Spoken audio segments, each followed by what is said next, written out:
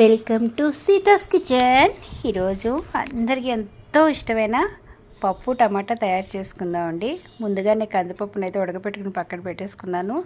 గిన్నెలో ఏమో నేను ఏం చేశానంటే టమాటాలు, సాల్టు, అదేవిధంగా పచ్చిమిర్చి ఉడకబెట్టేసుకుంటున్నాను. ఉడకబెట్టుకున్న కొంచెం చింతపండు రసం కూడా వేసేసి ఉడకబెట్టుకున్నాను. కొంచెం పసుపు కూడా వేసాను. ఈ ఉడకబెట్టుకున్న మనం పప్పు ఉంది కదా, కందిపప్పు, అందులోకి ఇది వేసేసి ఒకసారి బాగా మెదిపేసి స్టవ్ మీద పెట్టుకుంటున్నాను. కొంచెం ఉడికితే అది ఎంత బాగుంటుంది. కొంచెం వాటర్ కూడా వేసుకున్నాను. తర్వాత కొంచెం కారము, అదేవిధంగా కొంచెం మెంతిపిండి అండి, మంచి బాగుంటుంది, ఫ్లేవర్ బాగుంటుంది మెంతిపిండి వేస్తే.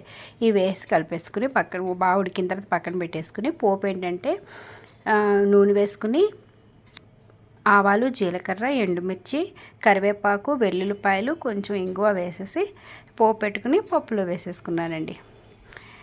టమాటా పప్పు అంటే సూపర్గా రెడీ అయిపోయిందండి.